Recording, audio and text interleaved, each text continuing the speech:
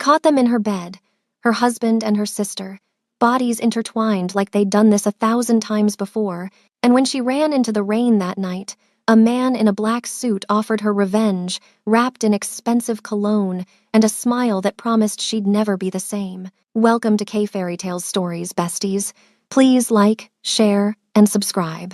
The sound Amina made wasn't quite a scream, more like all the air being punched from her lungs at once.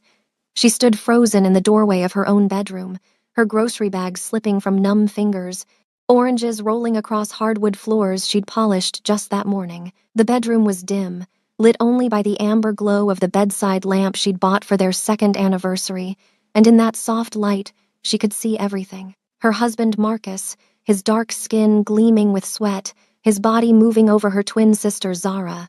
Their limbs tangled in sheets Amina had washed yesterday, Zara's head thrown back, her curly hair, identical to Amina's own, spread across the pillow on Amina's side of the bed. They didn't notice her at first, too lost in each other, in whatever this was that they'd been doing behind her back. How long? The question burned through her shock like acid. How long had they been doing this? Zara opened her eyes first. For one terrible second, their identical gazes met across the room, brown eyes to brown eyes, and Amina saw no shame there, no guilt, just irritation at being interrupted. "Marcus," Zara said, her voice breathy.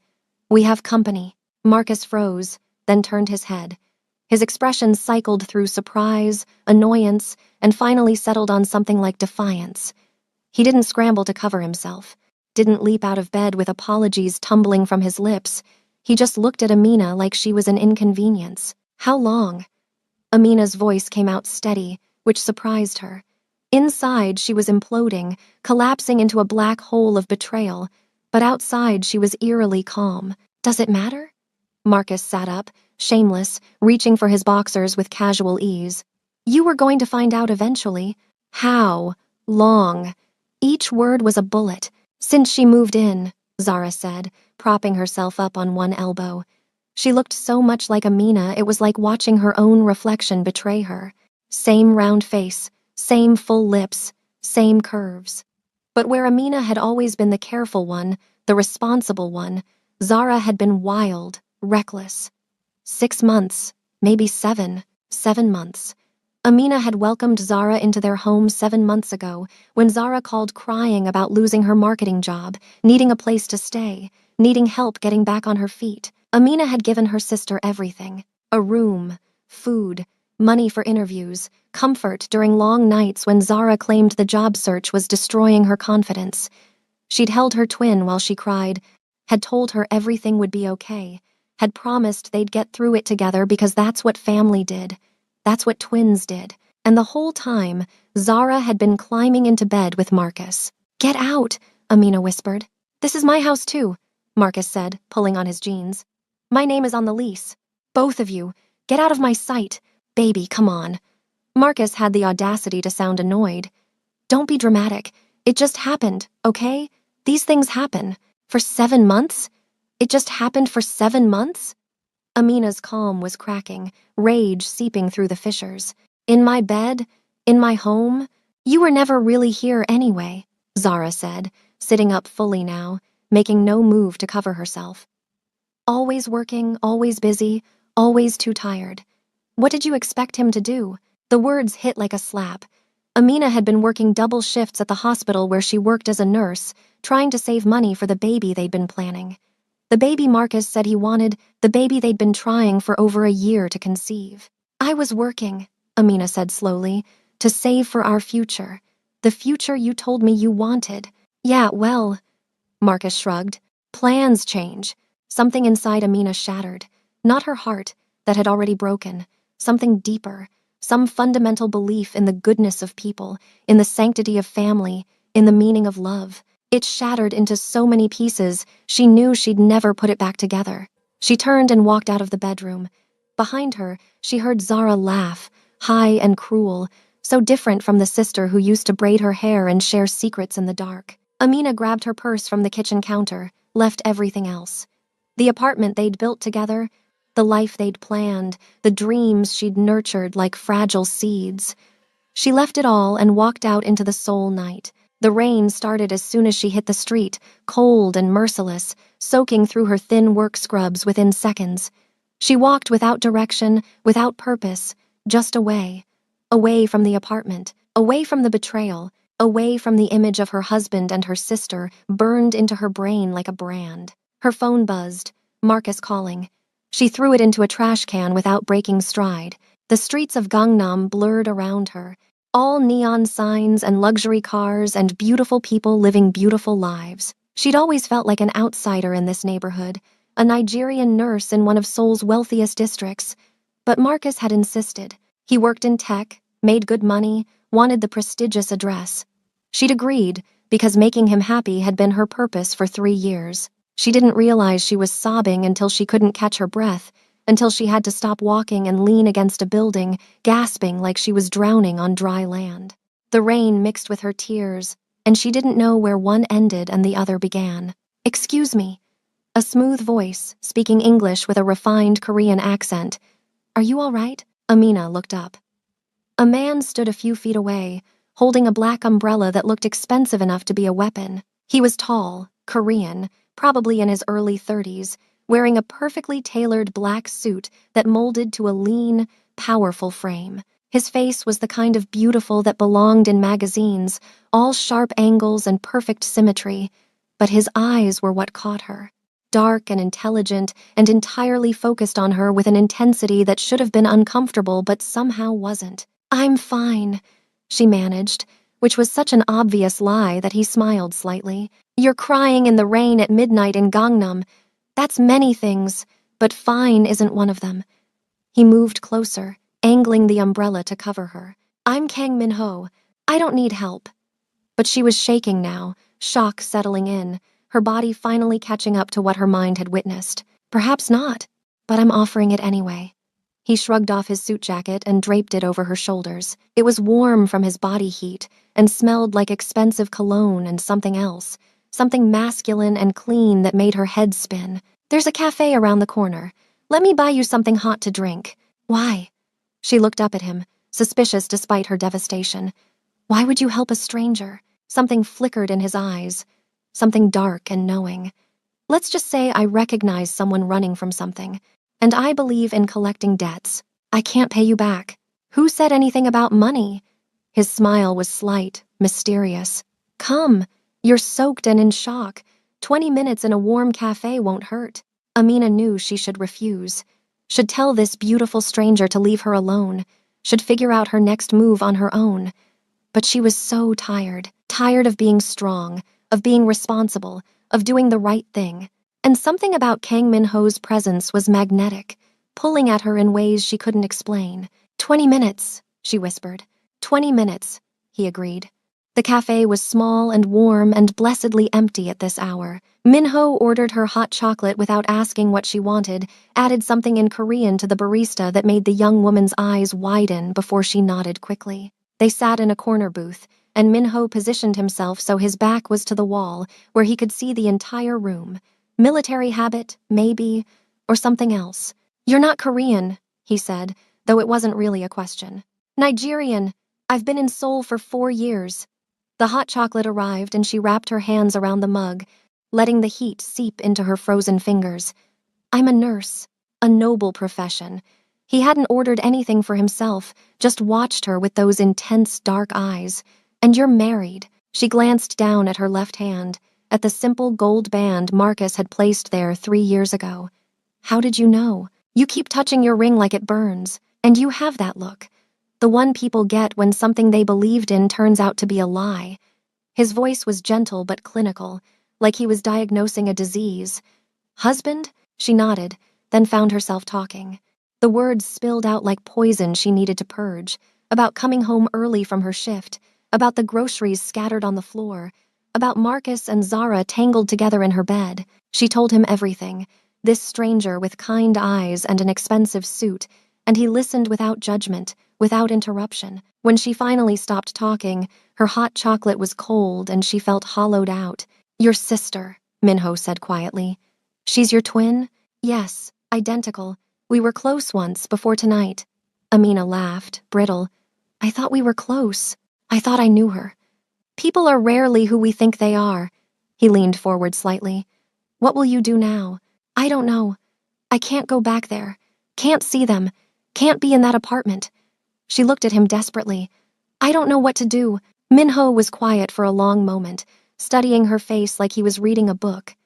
Then he pulled out his phone and made a call, speaking rapidly in Korean.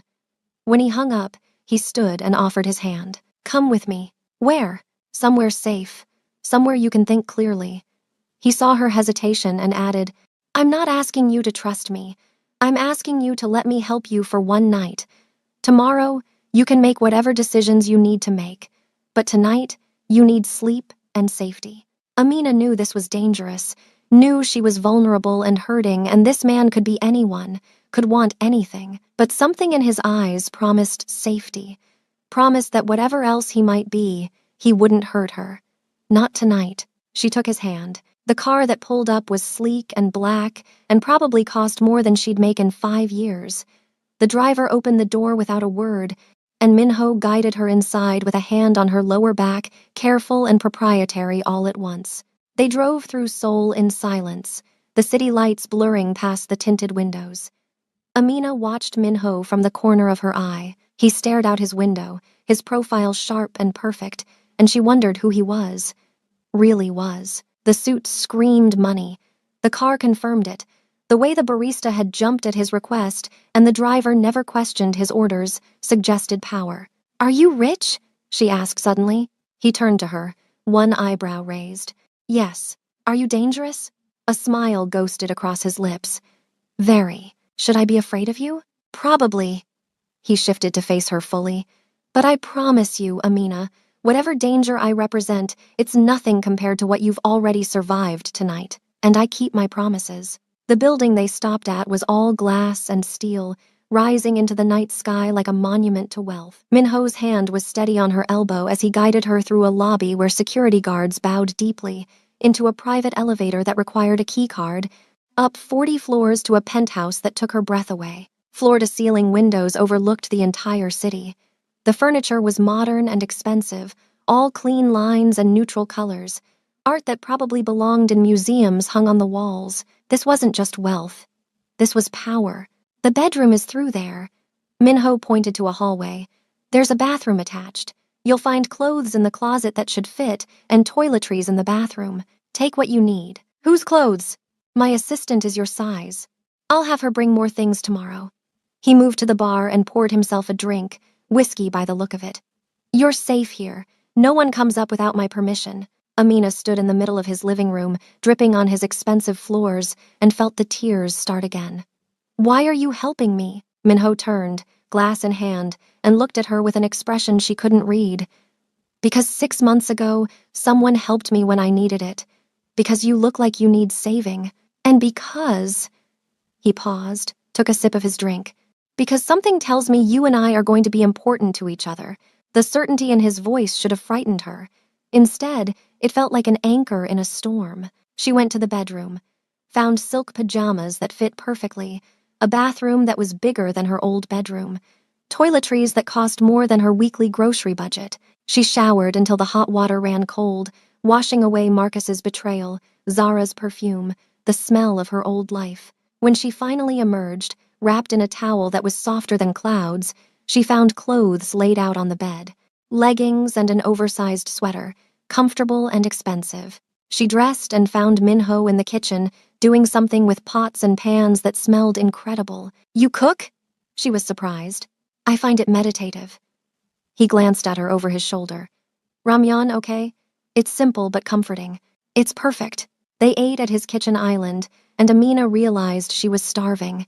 She'd skipped lunch for a meeting, and the groceries she'd bought for dinner were still scattered on her old apartment floor. The ramyeon was spicy and perfect, and Minho watched her eat with something like satisfaction. Tell me about you, she said between bites. It's only fair. I'm 32. I run a company, several actually. I'm not married, never have been. I live alone, work too much, and I'm told I'm difficult to get along with. He said it matter-of-factly, like reading a resume. What kind of company? Import-export primarily, some real estate, some investments. The way he said it suggested there was more. things he wasn't saying, but Amina was too tired to push. "Thank you," she said softly, "for tonight, for helping me. Don't thank me yet." His eyes met hers, dark and intense. "I told you, I believe in collecting debts. What debt do I owe you? I haven't decided yet." He stood, started clearing dishes. "But when I do, I'll let you know. For now, sleep. Tomorrow we'll figure out your next move." The bedroom was quiet and dark and safe. Amina crawled between sheets that smelled like expensive detergent and lay there, staring at the ceiling, expecting to cry. But the tears wouldn't come. She was cried out, wrung dry, left with nothing but a hollow ache where her heart used to be. She must have slept because she woke to sunlight streaming through windows and the smell of coffee. She emerged from the bedroom to find Min-ho at his dining table, wearing different clothes, a white shirt and black slacks, reading something on his phone. "Coffee?" He gestured to the pot. "There's cream and sugar if you want it." She poured herself a cup and sat across from him. In the daylight, she could see him more clearly.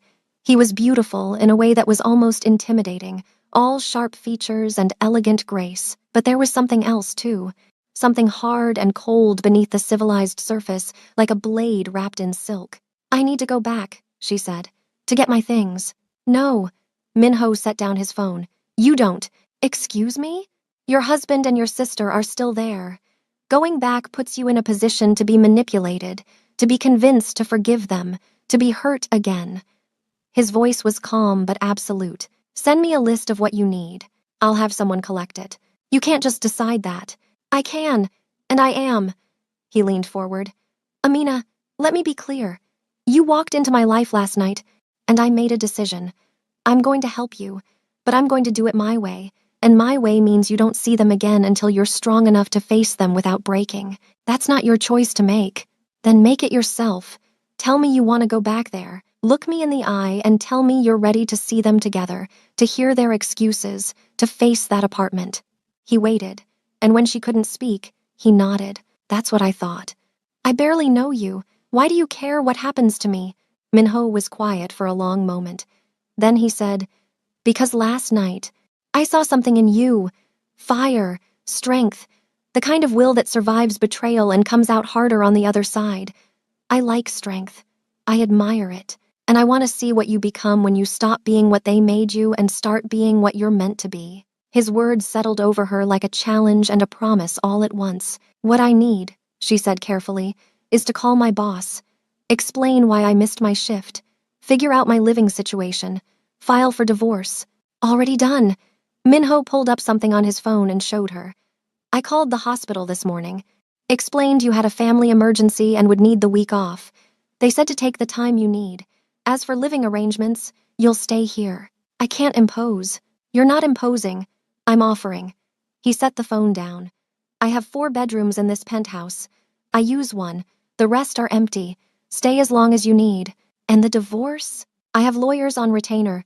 Give me permission and I'll have the papers filed by end of day." Amina stared at him. "You're doing all of this for a stranger? Why?" "I told you. I saw something in you." Min-ho stood, walked to the windows. "And maybe I'm lonely too.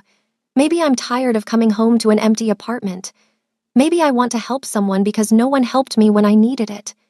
He turned back to her. "Or maybe I just think you're interesting, and I want to see what happens next." The next 3 days passed in a strange, suspended reality. Min-ho left for work early and came home late, but he always made sure there was food in the refrigerator and that Amina had everything she needed. His assistant, a sharp woman named Ji-won, brought clothes in Amina's size, toiletries, even books and magazines. No one asked questions. No one judged. Amina spent the days sleeping, crying, and slowly putting herself back together. Min-ho's lawyers filed divorce papers. The hospital gave her 2 weeks' leave. Her phone, which Min-ho had somehow retrieved from the trash can, was full of messages from Marcus and Zara that she deleted without reading. On the 4th night, Min-ho came home to find her cooking. She'd made jollof rice, the smell filling his penthouse with spices that didn't belong in a bachelor's kitchen. "What's this?" He looked genuinely surprised. "Dinner. You've been feeding me for 4 days. I wanted to return the favor." She dished up plates, nervous suddenly. "I hope you like spicy food." They ate together, and she watched his face as he took the first bite. His expression shifted, eyes widening slightly, and then he smiled, really smiled, not the polite curve of lips she'd seen before, but something genuine and warm. "This is incredible. It's my grandmother's recipe. She taught me before she passed." Amina felt her throat tighten. "I haven't made it since I moved to Seoul. Marcus didn't like spicy food. Marcus is a fool." Minho took another bite. In more ways than one, they ate in comfortable silence, and Amina realized this was the first meal she'd enjoyed in days, maybe weeks. Marcus had always wanted Korean food or bland Western dishes. She'd forgotten what it felt like to cook her own culture's food, to share it with someone who appreciated it. After dinner, they sat on Minho's balcony, overlooking the city. The night was clear, and Seoul sparkled below them like scattered diamonds. "I got served today," Amina said quietly. "Divorce papers." Marcus signed them without contest. No fight, no attempt to save the marriage. He just signed. "How do you feel about that?" "Relieved, and pathetic that I feel relieved." She wrapped her arms around herself. 3 years of my life. 3 years of believing in something that was never real. How did I not see it? Love makes us blind. It's not a weakness. It's just what it does. Minho was quiet for a moment. "My mother stayed with my father for 20 years. He had 3 mistresses, 2 of them with children." She knew. Everyone knew. But she stayed because she loved who she thought he was, not who he actually was. "What happened to them?" "My father died in a car accident when I was 18. My mother passed 2 years later. Doctors said heart failure. I think it was a broken heart." His jaw tightened. "I swore I'd never be like either of them. Never be the cheater and never be the fool who stayed." "Is that why you've never married?" "That's part of it." He looked at her, his gaze direct and unwavering. "I also never met anyone who made me want to try. Until now." The words hung between them, heavy with implication. Amina's heart started beating faster. "Minho, I just left my husband. I'm not ready for whatever you're suggesting." "I'm not suggesting anything, just stating a fact." He stood, offered his hand to help her up. "Come on, it's late. You should sleep." But as she passed him, his hand caught her wrist, gentle but firm. She stopped, looked back at him, and found his eyes dark with something that made her breath catch. "I'm a patient man, Amina. I can wait." His thumb brushed over her pulse point. "But I want you to know, what I feel when I look at you, it's not pity. It's not charity. It's something else entirely." "What is it?" "I don't know yet, but I'm going to find out." He released her wrist. "And so are you." The next morning, Amina woke to voices in the living room, male voices, speaking rapid Korean. She emerged from the bedroom to find Minho with 2 other men, all of them in expensive suits, papers spread across his dining table. Minho looked up and his expression softened. "I'm sorry. I didn't mean to wake you." "It's fine. I should be up anyway." She felt suddenly self-conscious in the borrowed pajamas, aware of how intimate this looked. Her sleeping in his apartment, him clearly having spent the night here. One of the men said something in Korean. Minho responded sharply, and the man's face went carefully blank. The other man smirked. "English, please," Minho said. "We have a guest." "My apologies." The smirking man stood and bowed slightly. "I'm Park Jin-woo. This is So Jun-woo. We work with Minho." "Work with" was clearly code for something else, but Amina smiled politely. "Nice to meet you." "You're the nurse," Seo said, his eyes calculating. "The one whose husband was an idiot." "Seo." Minho's voice was sharp. "What?" "It's true. A man would have to be brain dead to cheat on a woman like that." Seo grinned at Amina. "You're much too beautiful to be crying over a fool." Despite everything, Amina felt her lips twitch. "Thank you, I think." "Ignore him. He has no social skills." Jinwoo shot So a look before turning back to Amina. "But he's not wrong. Your husband is a fool." Minho stood. "Gentlemen, we're done here. Leave." "But we haven't finished." Seo started. "I said leave." Minho's voice was cold enough to freeze blood. Now, they left, gathering papers quickly, and the silence they left behind was weighted. Minho turned to Amina, his expression unreadable. "I apologize for that. They have no filter." "It's okay. They seem nice." She moved to the kitchen, started making coffee. "What do you really do, Minho?" You said import-export, but those men, they seem like more than business associates. They are. He followed her, leaned against the counter. I'm what you might call a fixer. When people have problems they can't solve through legal channels, they come to me. I solve those problems. That sounds dangerous. It can be. But I'm very good at it. He watched her make coffee with an intensity that made her hands shake slightly. Does it frighten you? Should it? Probably. The same answer he'd given her that first night. But you're still here. I'm still here, she agreed, pouring 2 cups. They drank coffee in silence, and Amina felt the weight of what wasn't being said. Minho was dangerous. His world was dangerous. Getting close to him would be dangerous. But she'd been safe her whole life, had played by the rules, had been the good girl, and where had that gotten her? Betrayed and broken. Maybe it was time to be dangerous, too. That afternoon, Ji-won brought more clothes and stayed to help Amina organize the spare bedroom she'd been using. The assistant was efficient and kind, never asking nosy questions, but Amina could see the curiosity in her eyes. Can I ask you something? Amina said as they folded sweaters. Of course. Why is Minho really helping me? He says he saw something in me, but that seems like a thin reason to let a stranger live in his home.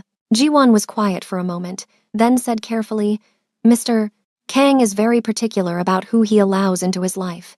The fact that he brought you here, that he's protecting you, it means something. I've worked for him for 5 years, and I've never seen him bring anyone to this apartment. Not a woman, not a friend, not anyone. What are you saying? I'm saying he sees something in you that he hasn't seen in anyone else, and Mr. Kang always gets what he wants. Always. She smiled slightly. So whatever is happening between you two, it's not temporary. He doesn't do temporary. The words stayed with Amina long after Ji-won left. That night, Minho came home with takeout and found her on the balcony, watching the city. You're thinking too hard, he said, handing her a container of fried chicken. I can see it from here. Your assistant said something interesting today. Ji-won talks too much. She said you always get what you want. Amina turned to face him. Is that true? Yes. No hesitation. Do you want me? The question hung between them, dangerous and electric. Minho set down his food, moved closer, until she could feel his body heat even though he wasn't touching her. Yes, he said quietly, I want you. Have since that first night, when you looked at me with those eyes and I saw everything you were feeling, pain and strength and fear and courage all at once. I wanted to take that pain away, wanted to protect you, wanted to keep you. His hand lifted, brushed a curl back from her face. I still want all of those things. Minho, I'm a mess. I'm broken. I just left my husband. You're not broken. You're healing. There's a difference. His fingers lingered on her cheek.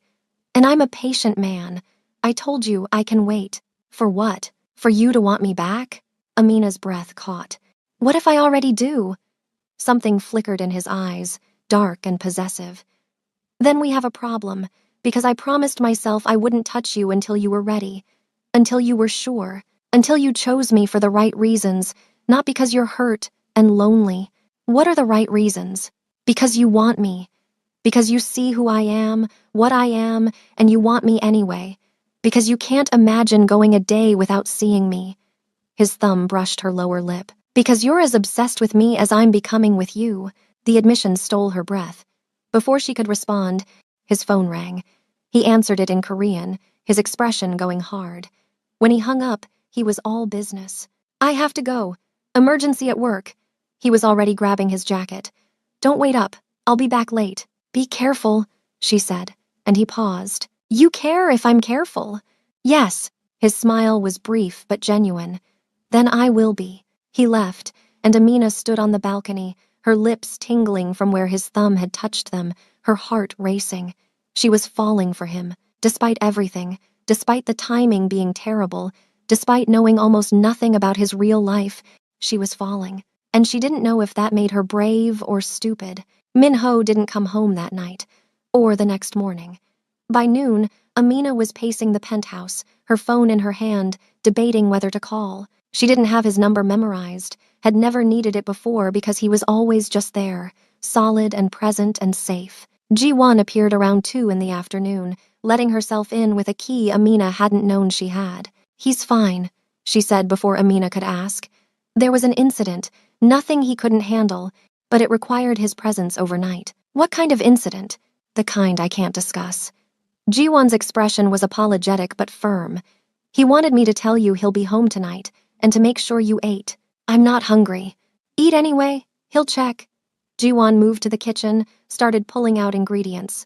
I'll make you something quick. While Jiwon cooked, Amina's phone rang. Unknown number, she answered cautiously. Amina. Marcus's voice and her stomach dropped. We need to talk. We have nothing to talk about. Please, just hear me out. I made a mistake. Zara and it was just physical. It didn't mean anything. I want to fix this. I want to fix us. There is no us anymore. You signed the divorce papers. Because you forced my hand. You left. You filed. You didn't give me a choice. His voice took on a wheedling tone she recognized. Baby, come on. 3 years. Doesn't that mean something? It meant everything. To me, clearly it meant nothing to you. That's not fair. I love you. You don't get to say that anymore. Her voice was steady, stronger than she felt. You lost that right when you slept with my sister in our bed. It was one time. It was 7 months. Don't lie to me now, Marcus. At least give me the dignity of honesty. Silence. Then, where are you staying? We should talk face to face. No. Amina, I'm your husband. You're my ex-husband. And you don't get to know where I am or what I'm doing. You gave up that right. She hung up, her hands shaking. Jiwon appeared with a bowl of soup, her expression knowing. The ex? He wants to talk, wants to fix things. Do you want that? No. The certainty in her voice surprised her. I don't. Even if Minho wasn't in the picture, even if I had nowhere else to go, I wouldn't go back. I'm done being that woman, the one who accepts less than she deserves. Good. Jiwon smiled. You're stronger than you think. Mr. Kang sees that. It's why he's so drawn to you. Amina ate the soup, let Jiwon distract her with stories about working for Minho. How demanding he was, how brilliant, how loyal to the people he cared about, how dangerous he could be to his enemies. He's not a good man, Jiwon said carefully. Not in the traditional sense, but he's honorable in his own way. He keeps his word. He protects what's his, and he never hurts anyone who doesn't deserve it. What does he do exactly? When people have problems? Jiwon was quiet for a long moment. He fixes things. Sometimes that means negotiating. Sometimes it means applying pressure. Sometimes it means things I don't ask about because I like sleeping at night. She met Amina's eyes. But he's never cruel without cause, and he's never broken a promise. That night, Minho finally came home. It was past midnight, and Amina had dozed off on the couch waiting. She woke to the sound of the door opening, sat up to find him standing in the entryway. He looked exhausted. His suit was rumpled, his tie gone, blood on his white shirt collar. Not much, just a few drops, but enough to make her heart stop. You're hurt. She was across the room before conscious thought, her hands on his chest, checking for injuries. It's not mine. His hands covered hers, stilling them. I'm fine. Just tired. You've been gone for 36 hours. You counted. I was worried. She looked up at him, at the dark circles under his eyes, the tension in his jaw. What happened? Nothing I want to talk about tonight. He brushed a curl back from her face, the gesture now familiar, intimate. You waited up. I couldn't sleep not knowing if you were okay. Something shifted in his expression, something vulnerable beneath the exhaustion. No one's worried about me in a long time. Well, I am, so stop looking surprised about it. She tugged his hand. Come on, you need to shower and sleep. I need to debrief my team, check in with Minho. Shower. Sleep. Everything else can wait 4 hours. He studied her face, then smiled slightly. You're bossy when you're worried. I'm a nurse. Bossiness comes with the territory. She pushed him toward his bedroom. Go. I'll make you something to eat. I'm not hungry. You're eating anyway. This time his smile was genuine. Yes, ma'am. While he showered, Amina made ramyeon, the same simple meal he'd made her that first night. She heard the water stop, heard him moving around, and tried not to think about the fact that he was naked on the other side of that wall.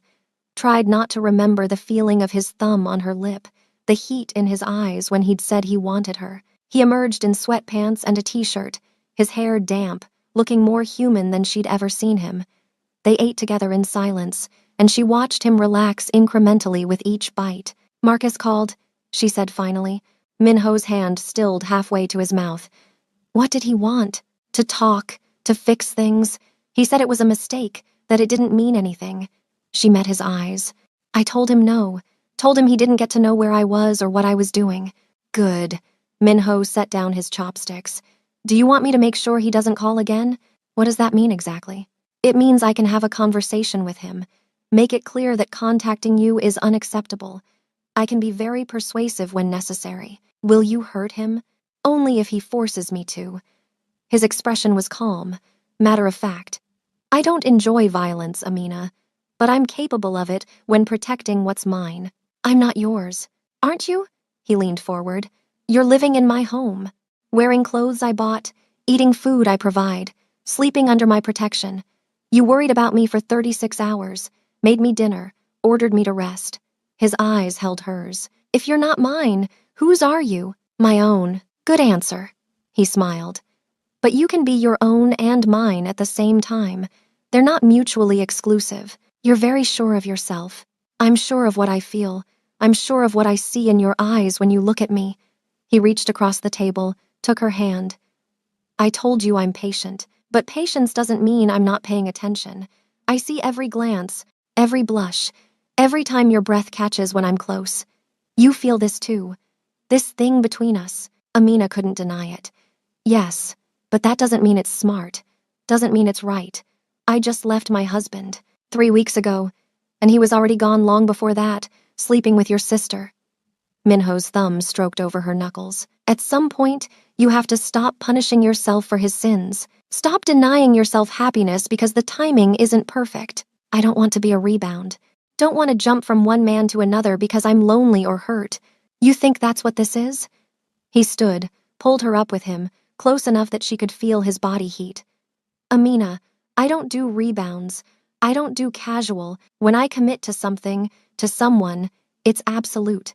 So if you're going to be with me, know that. Know that I'll be possessive and demanding and probably suffocating at times. Know that I'll want all of you, not just the easy parts. Know that I don't share, don't compromise on loyalty, and I never give up what's mine. Her heart was racing. That sounds like a warning. It is, because once you're mine, you're mine. There's no halfway with me. His hand cupped her face. So I need you to be sure. Need you to want this for the right reasons. What if I'm not sure? What if I need time? Then I'll wait. He pressed his forehead to hers, his breath warm on her lips. But don't make me wait too long. I'm patient, but I'm not a saint. They stood like that, breathing the same air, not quite kissing, but close enough that it felt like a promise. Finally, Minho pulled back. I need to sleep. 4 hours like you ordered. He squeezed her hand. Thank you, for waiting up, for caring. You don't have to thank me. Yes, I do, because no one else would have. He walked to his bedroom door, paused. Amina, lock your door tonight. Not because I don't trust myself, but because I want you too much to risk making a mistake. He closed the door before she could respond. Amina stood in his living room, her hand tingling where he'd held it, her whole body humming with want. She went to bed, but she didn't lock her door, and she lay awake for hours, wondering if he noticed. The next morning, Amina woke to her phone ringing. Zara's name flashed on the screen. She almost didn't answer, but something made her pick up. What do you want? To apologize. Zara's voice was small, nothing like the confident woman who'd been in Amina's bed. I know you probably don't want to hear from me, but I need to say I'm sorry. You're right. I don't want to hear from you. Please, just let me explain. It wasn't supposed to happen. Marcus and I, there was chemistry and we couldn't help it and... Stop. Amina's voice was cold. You could help it. Every single time you chose to sleep with my husband, you could have chosen not to. Every time you looked me in the eye and lied, you could have told the truth. So don't tell me you couldn't help it. You chose this. I love him, Amina. I know that sounds awful, but I do. I love him, and he loves me. The words should have hurt. Instead, Amina felt nothing but a distant sort of pity. Then you can have him, but you can't have me. You're my sister, my twin, and you betrayed me in the worst possible way. I'll never forgive that. We're family. You have to forgive me eventually. No, I don't. Family doesn't mean you get to hurt me without consequences. Amina's voice broke slightly. We shared a womb, Zara. We were supposed to protect each other. You were supposed to be the one person in the world I could trust completely, and you destroyed that. I'm sorry. Zara was crying now. I'm so sorry. Sorry doesn't fix this. Nothing fixes this. Amina hung up. She was shaking, tears streaming down her face, when strong arms wrapped around her from behind. Min-ho, still warm from sleep, pulled her back against his chest. I heard your voice, he murmured into her hair. Heard you crying. My sister called. She wanted to apologize. And I told her I'd never forgive her. Amina turned in his arms, buried her face against his shoulder. She was my twin. We were supposed to be connected. How could she do that to me? Because people are selfish. Because they want what they want and they don't care who they hurt to get it. His hand stroked her back, soothing. But that's on her, not you. Her choices, her sins, not yours. I feel so stupid. For not seeing it. For trusting them. Trust isn't stupid. It's brave. And the fact that they broke that trust says everything about them and nothing about you. He pulled back to look at her face, wiped her tears with his thumbs. You're strong, Amina, stronger than you know. And you're going to get through this. How do you know? Because you already are. Because you're standing in my kitchen crying over people who don't deserve your tears, but you're still standing. That's strength. He pressed a kiss to her forehead. Now, breakfast. Then we're going out. Out where? It's a surprise. An hour later, they were in Min-ho's car, driving through Seoul. He wouldn't tell her where they were going, just smiled mysteriously and held her hand across the console. They ended up at a gallery, modern and bright, filled with art from African artists. I thought you might like this, Min-ho said as they walked through, his hand on her lower back. Jiwon mentioned you missed home sometimes, missed your culture. Amina stopped in front of a painting, vibrant colors depicting a Nigerian market scene. It was so familiar it hurt. Women in bright fabrics, children playing, the chaos and beauty of home. Tears burned her eyes again, but this time they were different. Grateful tears. This is incredible, she whispered. There's more. Min-ho led her to another room where sculptures and textiles were displayed.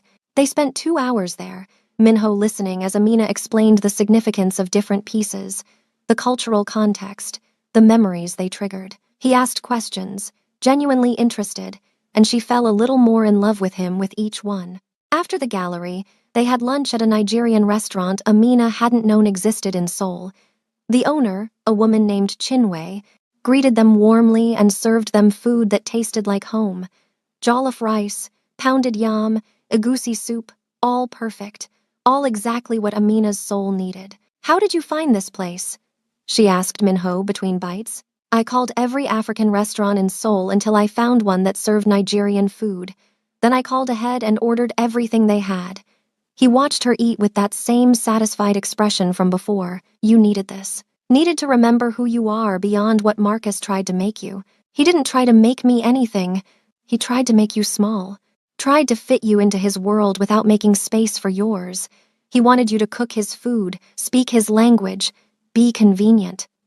Min-ho leaned forward. I don't want convenient. I want you. All of you. Your culture, your language, your food, your history. I want to learn it all. Why? Because it's part of you, and I want every part of you I can get. After lunch, they walked through a nearby park.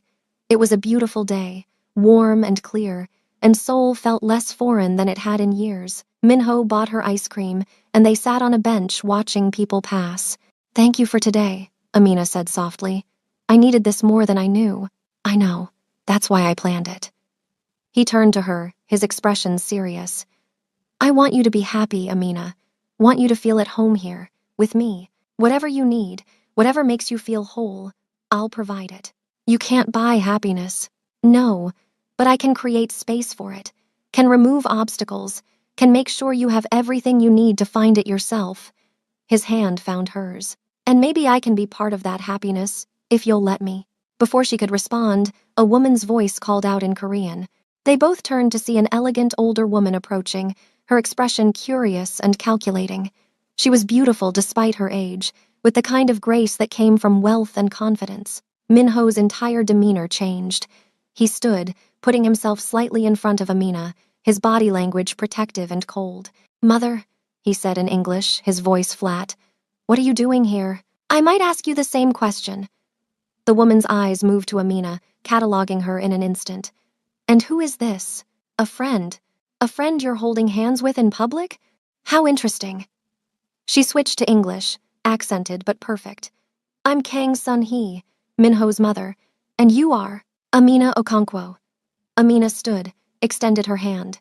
The woman shook it briefly, her grip cool and assessing. "Nigerian, from your accent, and a nurse, from the way you examined my son when you saw blood on his collar. You're also recently divorced, living in my son's apartment, and the reason he's been distracted the past few weeks." Sun-hee smiled, but it was sharp. "I have excellent sources." "Mother, that's enough." Minho's voice was cold. "Is it? You've never brought a woman around, never shown interest in anyone, and suddenly you're playing house with a foreign nurse who just left her husband. Forgive me for being curious. Amina is my guest. She's under my protection. That should be enough for you. Under your protection or in your bed, because from where I'm standing, it looks like the latter." Amina felt her face heat, but she kept her voice steady. "With respect, Mrs. Kang, where I sleep is none of your business." Sun-hee's eyebrows rose. "Oh, she has spine. How refreshing." She turned back to Minho. "We need to talk. About the business with the Nakamura situation. Privately. Later. Now. Unless you want me to discuss it in front of your friend here." Minho's jaw tightened. He turned to Amina. "Wait here. I'll be 5 minutes." "I'll be fine. Take your time." He hesitated, then followed his mother to a bench across the park. Amina watched them talk, saw the tension in Minho's shoulders, the sharp gestures of his mother. Whatever they were discussing, it wasn't pleasant. They were gone longer than 5 minutes, more like 20. When Minho finally returned, his expression was thunderous. "I'm sorry about that. My mother has no boundaries. She's protective of you. She's controlling. There's a difference." He took Amina's hand, pulled her toward the car. "Come on, let's go home." In the car, Minho was silent, his jaw tight, his hands gripping the steering wheel like it was a lifeline. Amina reached over, placed her hand on his thigh. He glanced at her, surprised, then covered her hand with his own. "What did she want?" Amina asked softly. "To remind me of my obligations, to tell me I'm being reckless, to suggest that getting involved with you is a distraction I can't afford." His voice was bitter. "She means well, in her way, but she doesn't understand." "Understand what?" "That for the first time in my life, I'm choosing something for myself. Not for the business, not for the family legacy. For me." He brought her hand to his lips, pressed a kiss to her knuckles. "You're the first choice I've made that's purely selfish. I don't want to cause problems between you and your mother." "You're not. She's just not used to me telling her no." He glanced at her. "But she'll learn. Because I'm not giving you up. Not for her, not for anyone." That night, Minho had to work late. He left Amina alone in the penthouse with strict instructions to lock the door and not answer it for anyone. She spent the evening reading, trying not to think about his mother's words or the way Minho had defended her so fiercely. Around midnight, she heard the door open. But it wasn't Minho's familiar footsteps. These were different, lighter, accompanied by female laughter. Amina emerged from the bedroom to find Zara standing in the living room, looking around with wide eyes. Behind her was Marcus, looking uncomfortable. "How did you get in here?" Amina demanded. "The doorman let us up, said we were family." Zara turned to her, and Amina was struck again by how identical they looked. Same face, same body, same everything. But where Amina felt broken, Zara looked triumphant. "Nice place. Your new sugar daddy treating you well? Get out. We just want to talk." Marcus stepped forward, his expression pleading. "Baby, please. We need to work this out." "There's nothing to work out. We're divorced. You made your choice." "She seduced me," Marcus said, pointing at Zara. "It was her fault. She came on to me, wore me down. I was weak, and don't you dare." Zara's voice was sharp. "You wanted this as much as I did. You said you loved me. You said you were going to leave her." "I said a lot of things. Doesn't mean I meant them." Marcus looked at Amina desperately. She's lying, baby. I never loved her. It was always you. Watching them turn on each other would have been satisfying if Amina felt anything at all, but she was just tired. Tired of their drama, their lies, their attempts to manipulate her. You're perfect for each other, she said flatly. Both of you lie, both of you cheat, both of you only care about yourselves. I hope you're very happy together. Amina, please. Marcus reached for her. The door opened. Minho walked in, took one look at the scene, and his entire demeanor changed. The civilized businessman vanished, replaced by something dangerous and cold. Who let you in? His voice was deadly quiet. The doorman. We're family. Zara lifted her chin defiantly. You were family. Now you're trespassers. Minho pulled out his phone, made a call in rapid Korean. Then he looked at Marcus. You have 30 seconds to leave before security arrives. And trust me, you don't want security to arrive. You're the sugar daddy? Marcus laughed, but it sounded nervous. Man, she moves fast. 1 week and she's already living with some rich Korean. Minho moved so fast Amina didn't see it. One moment he was across the room, the next he had Marcus against the wall, forearm across his throat. You don't get to talk about her. You don't get to look at her. You don't even get to think her name. His voice was soft, terrifying. You gave up every right to her when you climbed into bed with her sister, and if I ever see you near her again, I'll make sure you regret it. Do you understand me? Marcus nodded frantically, his face red. Minho released him, shoved him toward the door. Get out, both of you. If you come back, I won't be nice. They left, Zara throwing Amina one last venomous look. When the door closed, silence fell like a hammer. Minho turned to Amina, his expression softening. Are you okay? I'm fine. Better than fine, actually. She smiled slightly. That felt good. Watching them scramble, watching them turn on each other. They're pathetic. Minho crossed to her, pulled her into his arms. And they're gone now.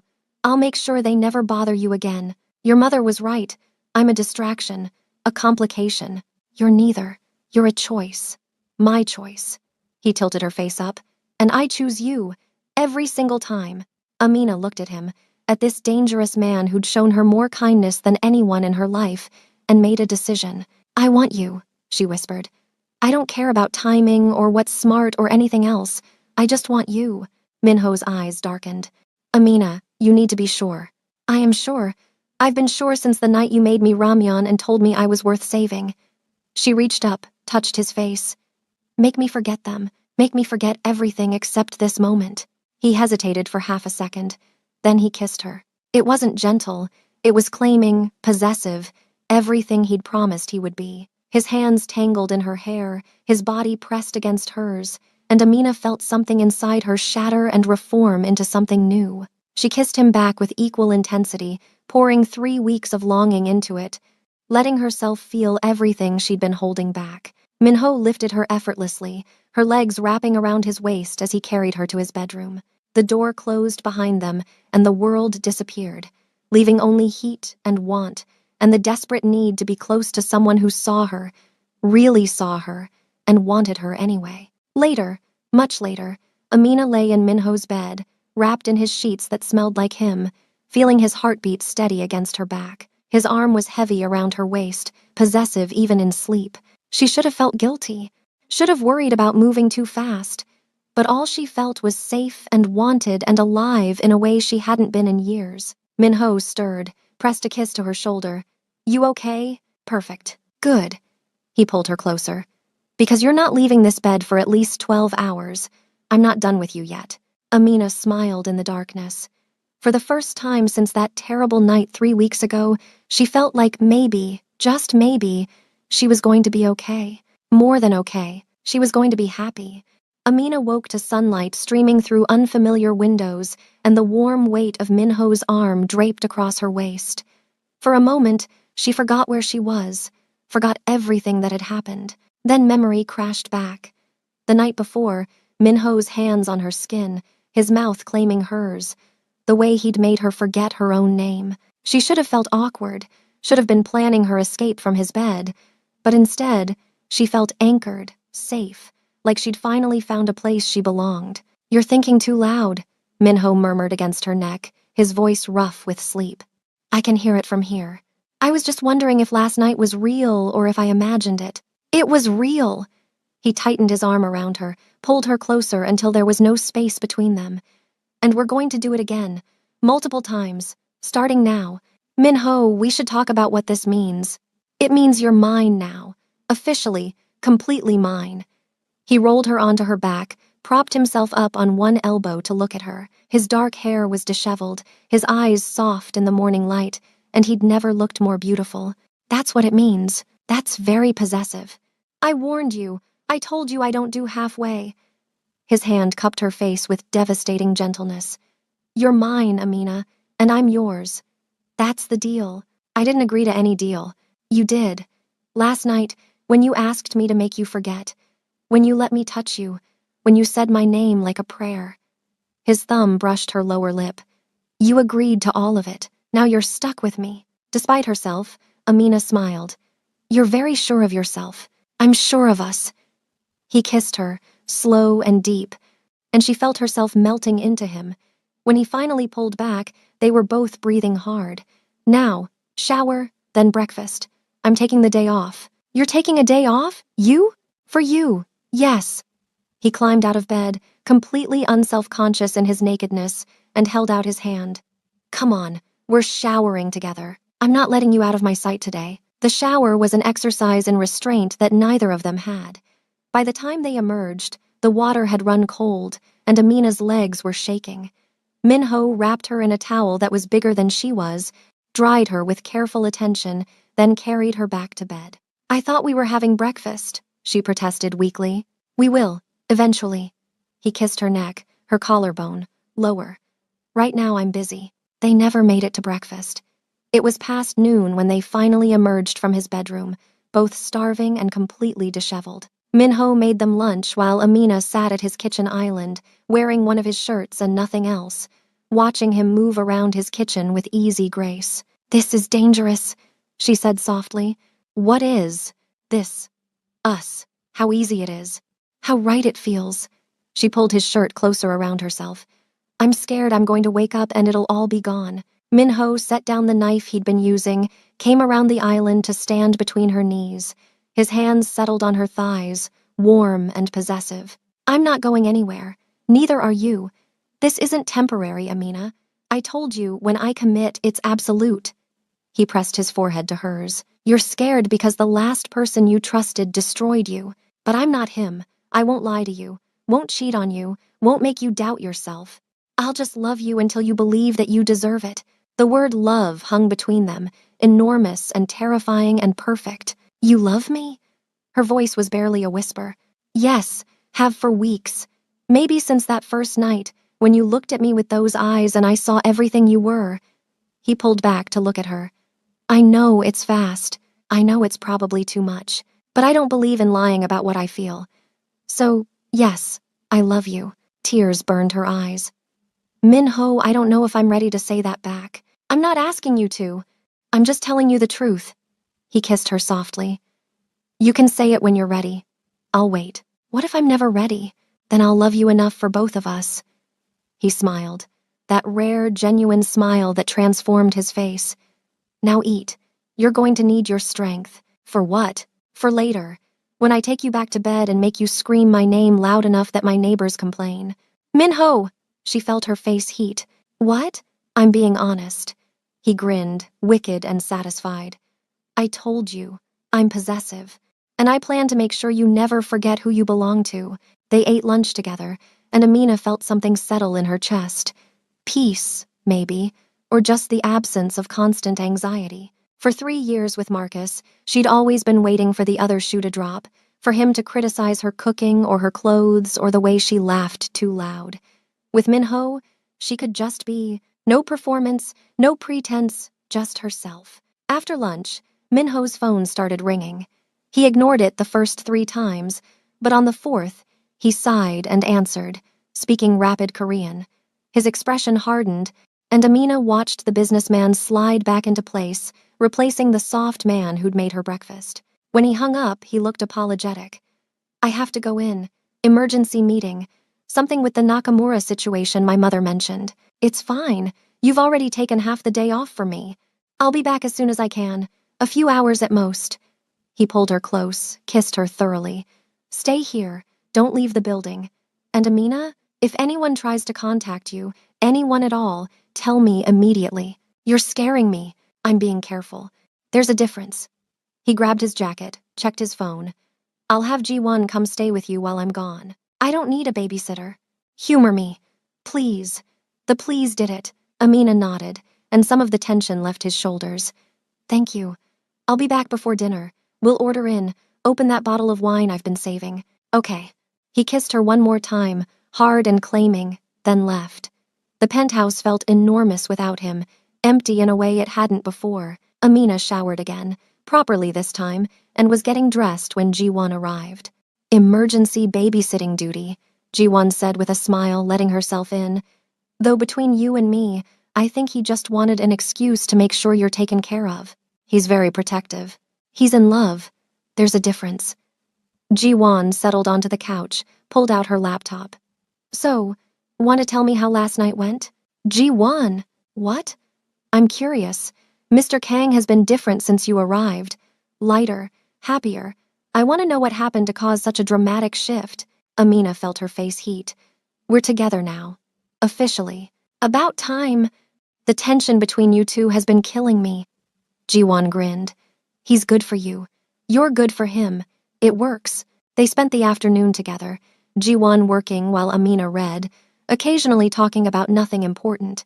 It was comfortable, easy, and Amina realized she'd made a friend. She'd been so isolated in her marriage to Marcus, working all the time, no social life outside of him. This felt good. Around 4, Ji-won's phone rang. She answered, her expression changing from pleasant to concerned. She spoke quickly in Korean, then hung up. That was Mr. Kang. The meeting's running long. He won't be back until 8 or 9. He wanted me to stay with you. Make sure you eat dinner. I can feed myself. I know. But again, humor him. He's very worried about you being alone. Ji-won stood. Come on, let's order something good. My treat. They ordered Thai food and were halfway through dinner when someone knocked on the door. Ji-won frowned, checked her phone. That's weird. No one should be able to get up here without calling first. The knock came again, more insistent. Ji-won moved to the door, looked through the peephole, and her entire body went rigid. What is it? Amina asked. Stay back. Ji-won's voice was sharp, professional. She pulled out her phone, started to dial. The door exploded inward. 3 men rushed in, moving with military precision.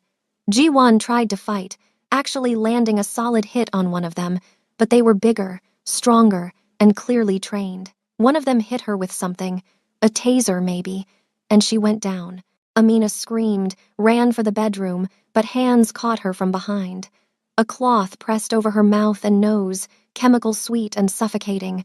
She fought, clawed, tried to remember the self-defense moves her father had taught her, but the world was already going gray at the edges. The last thing she heard before darkness took her was a man speaking in accented English. The boss wants her alive. Carefully, then nothing. Amina woke to darkness and pain, her head pounding, her mouth dry. She tried to move and realized her hands were bound behind her back, her ankles tied to a chair. Panic clawed at her throat. She was in a room, small and windowless, lit only by a single bulb hanging from the ceiling. She's awake. A voice, male, speaking Korean. Footsteps approaching. A man stepped into the light. He was older, maybe 50, with gray at his temples and eyes like chips of ice. He wore an expensive suit and smiled at her like they were old friends meeting for coffee. Miss Okonkwo, I apologize for the dramatic introduction. I'm Nakamura Kenji. He pulled up a chair, sat facing her. I believe you're acquainted with Kang Min-ho. Amina's heart was racing, but she kept her voice steady. What do you want? Straight to business. I like that. Nakamura leaned forward. I want leverage. You see, Min-ho has something I need, and he's been stubbornly refusing to cooperate. But I think you might change his mind. He won't negotiate for me. We barely know each other. Please don't insult my intelligence. I have photographs of you leaving his bedroom this morning wearing nothing but his shirt. I have reports of him canceling all his meetings to spend the day with you. I know he's in love with you. Nakamura's smile widened. And a man in love will do anything to keep his beloved safe. If you hurt me, he'll kill you. Oh, I'm counting on him trying. But first, he'll give me what I want. Then we'll see who kills whom." He stood, gestured to someone Amina couldn't see. "Make her comfortable. We want her looking good when Minho comes calling." They untied her from the chair but kept her hands bound, moved her to a room with a bed and a bathroom. It was nicer than she expected, almost like a hotel room, but the door locked from the outside and there were no windows. Amina sat on the bed, trying to think. Minho would come for her. She knew that with absolute certainty. The question was what would happen when he did. Hours passed. They brought her food, water, fresh clothes, treated her carefully, like she was fragile cargo instead of a kidnapped woman. It was almost worse than violence, this clinical politeness. Finally, the door opened. Nakamura entered, holding a phone. "Time to make a call. Tell your lover where you are. Tell him you're fine. Tell him to cooperate. If you say anything else, if you try to warn him, I'll hurt you. Not kill you, just hurt you enough that he can hear you scream. Understand?" Amina nodded. He dialed, put the phone on speaker. Minho answered on the first ring. "Where is she?" His voice was absolutely calm, which somehow made it more terrifying. "Minho." Amina's voice cracked, despite her efforts to stay strong. "Amina, are you hurt?" Still that terrible calm. "I'm fine. They haven't hurt me." She met Nakamura's eyes. "Yet, that's my girl." A hint of warmth in his voice. "Stay strong. I'm coming for you." "Minho, don't." Nakamura ended the call. "Very touching." He pocketed the phone. "Now we wait. He'll be here within the hour with exactly what I want, or you'll discover just how creative I can be with pain." Amina didn't doubt him. She sat on the bed, hands still bound, and tried not to think about what was coming. Tried not to imagine Minho walking into a trap, getting hurt because of her, dying because she'd been careless. She should have listened, should have stayed in the penthouse, should have been more careful, should have realized that loving someone like Minho came with consequences. Exactly 53 minutes later, the building shook. An explosion, distant but powerful enough to rattle the walls. Shouting erupted outside her door, men running, guns being cocked, then silence. The door to her room opened slowly. Minho stood there, his suit torn, blood on his face, a gun in his hand. His eyes found hers across the room, and something in his expression made her breath catch. "Close your eyes," he said quietly. "Minho, close your eyes." Not a request. She closed them. Heard him move through the room, heard him cutting her bonds with something sharp. Then, his hands were on her face, checking for injuries, and she opened her eyes to find him right there, close enough to touch. "Are you hurt?" His voice was gentle despite the violence clearly happening around them. "No, they didn't hurt me." "Good." He pulled her to her feet, tucked her behind him. "Stay close. Don't look at anything. Just follow me." They moved through the building, and Amina tried to follow his instructions, tried not to look, but she caught glimpses. Bodies on the floor, blood on walls. Men in Minho's organization clearing rooms with brutal efficiency. This wasn't a rescue. It was a massacre. Outside, cars were waiting. Minho put her in the back of one, got in beside her, barked orders in Korean. They peeled out as more explosions rocked the building behind them. "Is G1 okay?" Amina asked, her voice shaking. "She's fine, conscious and angry about getting tasered, but fine." Minho pulled her onto his lap, held her so tight she could barely breathe. "I'm sorry. I'm so sorry. This is my fault. I should have protected you better. It's not your fault. It is. Nakamura took you to get to me. He hurt you because of me." His voice was raw with something she'd never heard before. Fear, maybe, or just the aftermath of it. "When I got that call, when I heard your voice, He stopped, just held her tighter. "I'm okay. I'm here. We're both okay. You shouldn't be here. Shouldn't be in my world. It's too dangerous." But even as he said it, his arms tightened, contradicting his words. "Too late. I'm already here. Amina. No. Don't you dare try to push me away because you're scared. Don't you dare use this as an excuse to protect me by leaving me." She pulled back to look at him, at his bloody, beautiful face. "I'm not going anywhere. Do you understand? I'm staying, with you, no matter what comes." Something in his expression broke. He kissed her, desperate and claiming, tasting like fear and relief and love. When they finally broke apart, they were both shaking. "I love you," Amina whispered. "I should have said it this morning, should have said it the moment I realized it.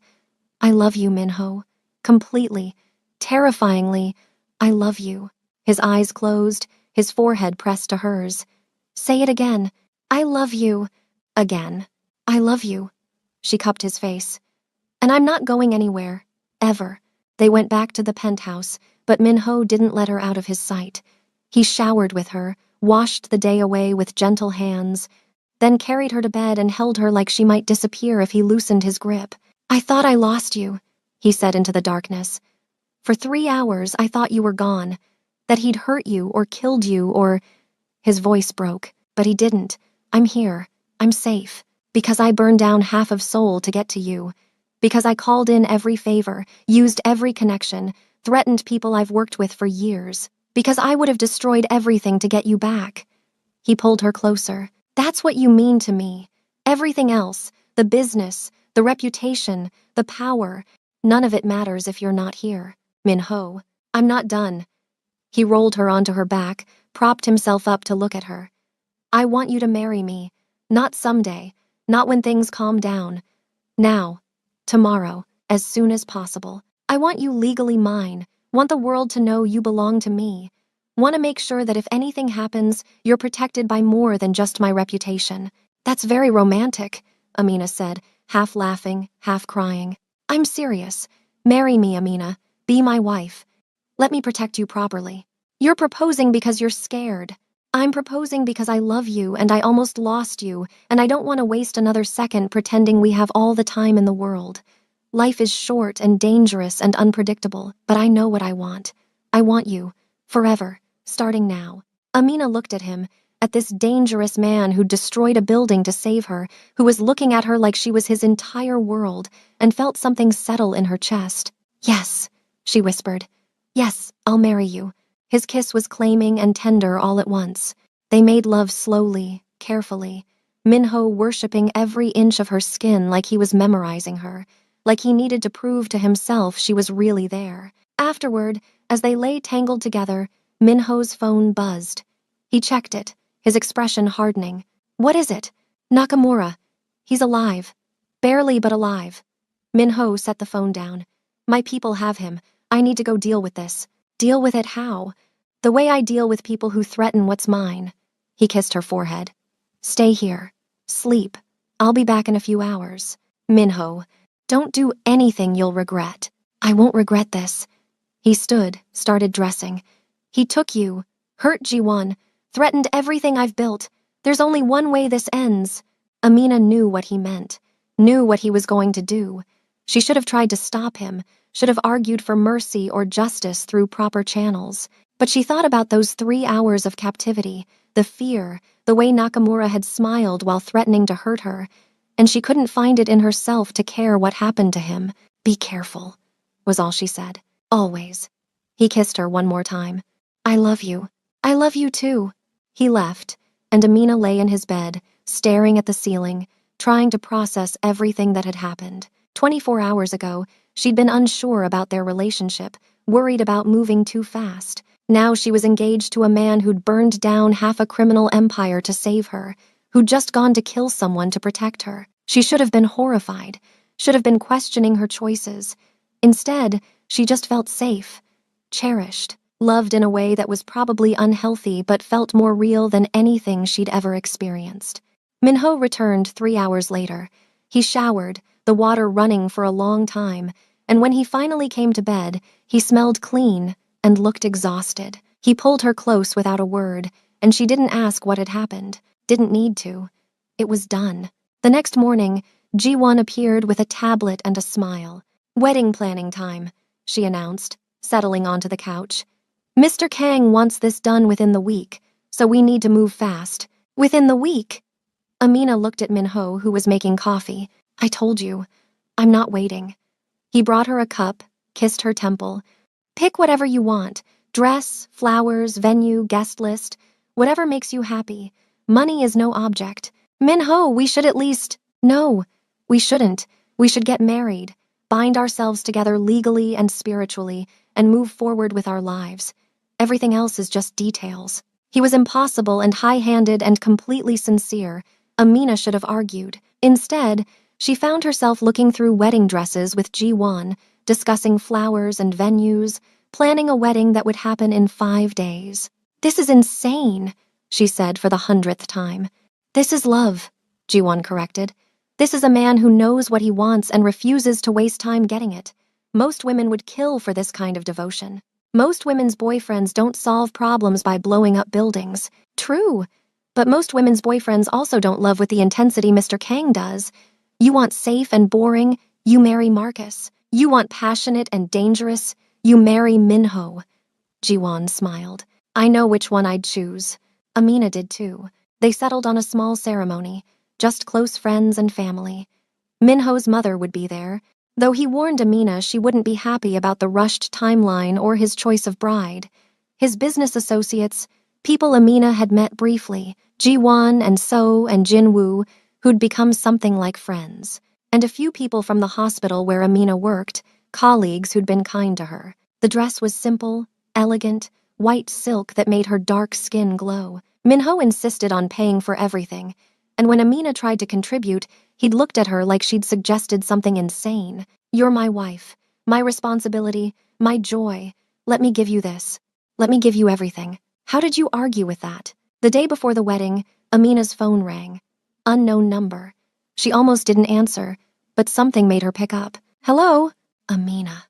Her mother's voice, and Amina's knees went weak. She hadn't talked to her mother in 6 months, not since the woman had sided with Marcus during one of their arguments, suggesting Amina was being too sensitive. "Mom, I heard you're getting married. To some Korean businessman." Her mother's voice was tight with disapproval. "Not even a year after Marcus. What are you thinking?" "I'm thinking I found someone who loves me, who respects me, who would die for me." "You barely know him." "I know enough. I know he's good and kind and would never hurt me the way Marcus did." Amina's voice was steady. "I'm marrying him tomorrow, with or without your blessing." Silence. Then, "You sound different, stronger." "I am stronger. Minho makes me stronger." Her mother sighed. "Then I suppose I should be happy for you, even if I think you're moving too fast." "You don't have to be happy. You don't even have to approve, but I'd like you there tomorrow. If you're willing." Another pause. "Send me the details. I'll be there." Amina hung up, surprised to find tears on her cheeks. Minho appeared, wiped them away with his thumbs. "Your mother? She's coming tomorrow. She doesn't approve, but she's coming." "Good. You deserve to have family there, even if that family includes people who don't understand how incredible you are." He kissed her softly. "But I understand, and I'll spend the rest of my life making sure you know it." The wedding was beautiful. The venue was a private garden in one of Seoul's most exclusive neighborhoods, transformed with flowers and lights into something magical. Amina walked down the aisle on her own, no father to give her away, no twin sister to stand beside her, just her, choosing her own future. Minho stood at the altar in a tuxedo that probably cost more than a car, looking at her like she was the only person in the world. When she reached him, he took her hands, and she felt the tremor in his fingers. He was nervous. This powerful, dangerous man was nervous. The ceremony was short, traditional Korean elements mixed with Western. They exchanged vows, his voice steady and sure as he promised to love her, protect her, cherish her for the rest of their lives.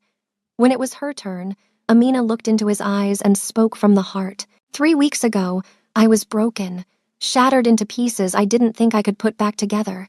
You found me in the rain, bleeding and lost, and you decided I was worth saving. Not because you pitied me, but because you saw something in me I'd forgotten I had. Strength, fire, worth. You gave me a home when I had nowhere to go. You gave me safety when I felt hunted. You gave me love when I thought I'd never deserve it again. And now I'm giving you everything I am and everything I'll become. I love you, Minho. Completely. Forever. No matter what comes." His eyes were wet when she finished. The officiant pronounced them married, and Minho kissed her like he was claiming her soul. The small crowd applauded, and Amina felt something settle in her chest. Peace, maybe, or just the certainty that she'd made the right choice. The reception was intimate, good food and better wine and dancing under string lights. Minho's mother approached Amina while he was talking with Jinwoo and Seo. "You surprised me," Sunny said. "I thought you'd run. Thought the kidnapping would scare you away. Why would I run from the person who saved me? Because he's dangerous, because his world is violent, because loving him means living with constant fear." Sun Hee's expression was complicated. "But you're not afraid, are you?" "I'm terrified, every day, but I love him more than I fear what might happen." Amina met the older woman's eyes. "He makes me brave." Something in Sun Hee's expression softened. "Then perhaps you're exactly what he needs. Someone who sees the danger and stays anyway. Someone who loves him for who he is, not what he can provide." She touched Amina's arm briefly. "Welcome to the family, daughter. I hope you survive it." It was the closest thing to approval Amina was going to get, and she'd take it. Later, Minho found her on the terrace, looking out at Seoul's lights. He wrapped his arms around her from behind, his chin resting on her shoulder. "Happy?" Deliriously. She leaned back against him. "Though it still doesn't feel real. 4 weeks ago, I was married to Marcus. Now I'm Mrs. Kang." "Mrs. Kang," he repeated, like he was tasting the words. "I like the sound of that." "So do I." They stood there, wrapped in each other, and Amina felt the last piece of her broken heart slot into place. She was whole again, not because Minho had fixed her, but because he'd given her space to fix herself, had believed in her strength when she'd forgotten she had any. "Thank you," she whispered. "For what?" "For seeing me that night, for stopping, for deciding I was worth saving." Minho turned her in his arms, cupped her face. "You saved me too, you know. I was empty before you. Going through motions, building an empire for no reason except that's what I knew how to do. You gave me purpose, gave me something worth protecting beyond money and power. You gave me a reason to be better. I love you. I love you too." He kissed her softly. "Now come on. Our guests are waiting, and I want to dance with my wife." They danced until midnight, Minho holding her close, moving with the grace of someone who'd had formal training. Amina felt safe in his arms, cherished, loved in a way she'd never experienced before. As the last guests left, Jiwon pulled her aside. "You did it. You survived the whirlwind and came out married to one of Seoul's most powerful men. How does it feel? Like I'm exactly where I'm supposed to be." "Good." Jiwon hugged her quickly. "Because Minho needs you, more than he'll probably ever admit. You make him human again." That night, in the penthouse that was now officially their home, Minho carried Amina over the threshold like something out of a fairy tale. He set her down gently, then just held her, his face buried in her neck. "Mine," he murmured. "Finally, officially, completely mine." "Yours," she agreed. "Always." They made love slowly, carefully, a celebration and a claiming all at once. Afterward, Amina lay in Minho's arms, listening to his heartbeat, and felt more at peace than she had in years. "I want to give you something," Minho said quietly. He reached for the bedside table, pulled out a small box. "I was going to wait, but I can't." Inside was a key on a platinum chain. "What's this?" "The deed to a building in Gangnam. I bought it yesterday. I want you to open a clinic there, a place where people who can't afford healthcare can come, where you can use your skills to help people who need it, your clinic, your rules, your vision. I'll fund it completely, hire whatever staff you need, but it's yours." Amina stared at him, tears streaming down her face. "Minho, I can't accept this." "Yes, you can. You're brilliant and compassionate, and you became a nurse to help people. Marcus made you work in a hospital that drained you dry. I'm giving you the chance to do it right, to build something that matters. This is too much. It's not enough. It'll never be enough." He kissed her tears away. "Let me give you the world, Amina. Let me spend the rest of my life making sure you have everything you've ever dreamed of." How could she say no to that? She couldn't. She just held him and cried and loved him so much it hurt. The next morning, Amina woke to find Minho already awake, watching her with soft eyes. "Morning, wife." "Morning, husband." She smiled. "That sounds strange. It sounds perfect." He pulled her close. "I have a question." "What? How do you feel about children?" Amina's breath caught. "Children? Eventually. Not now, but someday. I want a family with you. Want to see you round with my child." Want to watch you teach them to be strong and kind and brilliant like you." His hand settled on her flat stomach. "Want to fill this penthouse with laughter and chaos and love." "I want that too," she whispered. "Someday." "Good." He kissed her, slow and deep. "Because I plan to practice extensively until someday arrives." 2 months later, Amina stood in front of her new clinic, watching workers install the sign. "Okonkwo Free Clinic." It read in English and Korean. Minho stood beside her, his hand warm on her lower back, pride evident in his expression. "It's perfect," she said. "You're perfect." He pulled her close. "And this is just the beginning." He was right. The clinic opened to overwhelming response, people flooding in who'd been unable to afford care before. Amina worked long hours, but it was different now. She was building something, helping people, making a real difference. And Minho supported her completely, never complaining about her hours, always making sure she ate and slept and took care of herself. Their life settled into a rhythm. Minho's dangerous business, which Amina learned to accept even if she didn't always understand it. Her clinic, which became her passion. Their love, which only grew stronger as the months passed. 6 months after their wedding, Amina woke up feeling strange, nauseous and exhausted in a way that felt familiar but different. She took a test, just to be sure, and stared at the positive result with shaking hands. She was pregnant. That night, she made Minho his favorite dinner, wore the dress he loved, set candles on the table. When he came home, he immediately knew something was different. "What's going on?" "Sit down. I have something to tell you." He sat, his expression concerned. "Are you okay? Is something wrong?" "Nothing's wrong. Everything's perfect." She took his hand, placed it on her still flat stomach. "We're having a baby." For a moment, Minho didn't react, just stared at her stomach, his hand trembling slightly. Then he looked up, and his eyes were wet. "A baby?" "A baby, due in about 7 months." He stood, pulled her into his arms, held her so tight she could barely breathe. "We're having a baby," he repeated, like he needed to hear it again to believe it. "We're having a baby." He kissed her, tasting like joy and tears and absolute love. "I'm going to be a father." "You're going to be an amazing father." They stood there, wrapped in each other, and Amina felt her heart overflow. A year ago, she'd been broken and lost, running through the rain, ready to give up on everything. Now she was loved and safe, with a husband who worshipped her, and a baby growing inside her and a future so bright it hurt to look at. "Thank you," Minho whispered against her hair. "For what?" "For running into the rain that night, for letting me save you, for loving me back, for giving me this." His hand pressed gently against her stomach. "For giving me everything." Amina smiled through her tears. "Thank you for stopping, for seeing me, for deciding I was worth the trouble. You were never trouble. You were salvation." 9 months later, Amina lay in a hospital bed, exhausted and triumphant, holding a tiny baby girl with Minho's dark eyes and her round face. Minho sat beside her, looking at their daughter like she was a miracle. "She's perfect," he whispered. "She is." Amina kissed their daughter's forehead. "What should we name her?" "Hope," Minho said immediately.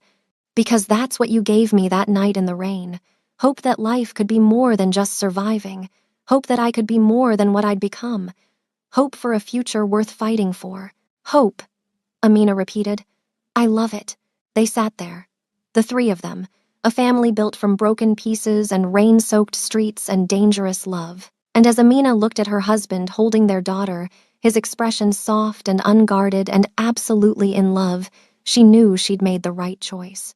All those months ago, when she'd been broken and bleeding and ready to give up, she'd run into the rain, and Minho had found her there, had decided she was worth saving, had loved her back to life. He'd given her everything, a home, a purpose, a family, a love that consumed and healed in equal measure, and she'd given him the same, had shown him that strength wasn't just about power and control, that love was worth the risk. That vulnerability was brave, not weak. They'd saved each other, and now they'd built something beautiful from the ashes of her old life.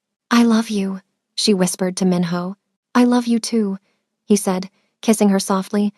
"My wife, my life, my everything."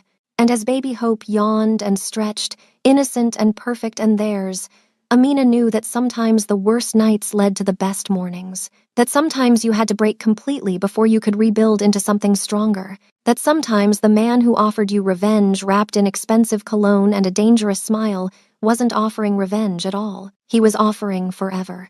And forever, Amina had learned, was worth every risk, every fear, every moment of doubt.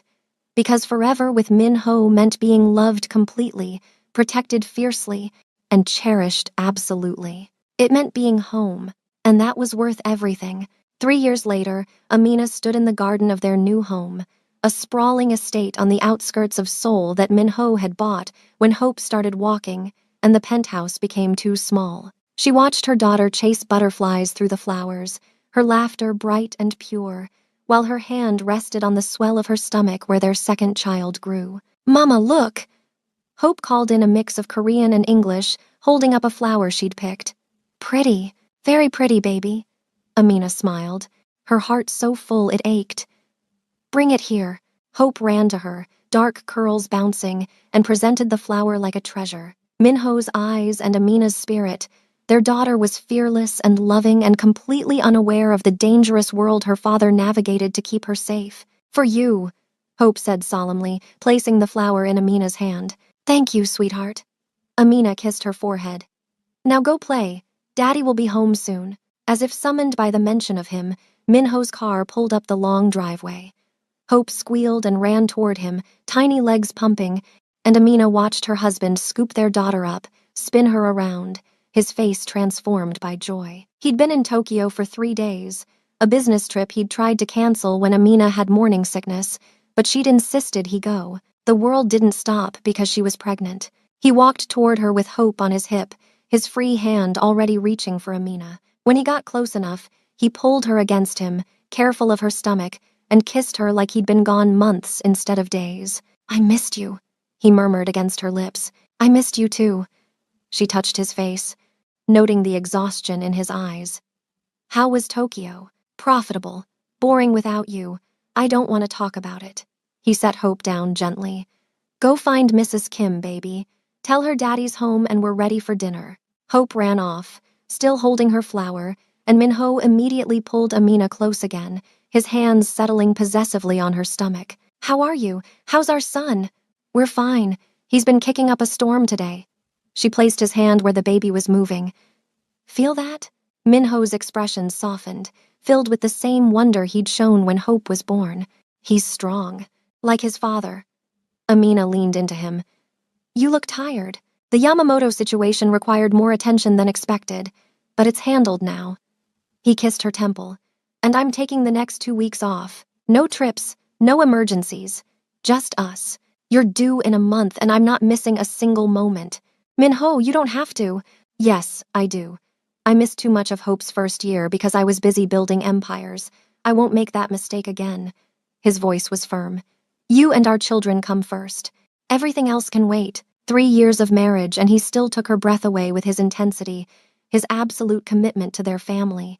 Marcus had made her feel like an obligation.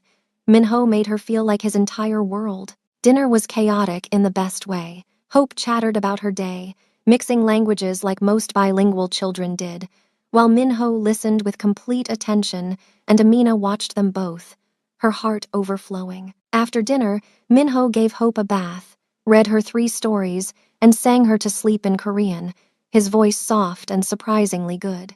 When he finally emerged from Hope's room, he found Amina in their bedroom, standing by the window looking out at the gardens lit by moonlight. "You're thinking again," he said, wrapping his arms around her from behind, careful of her stomach. "I can hear it from here. Just remembering."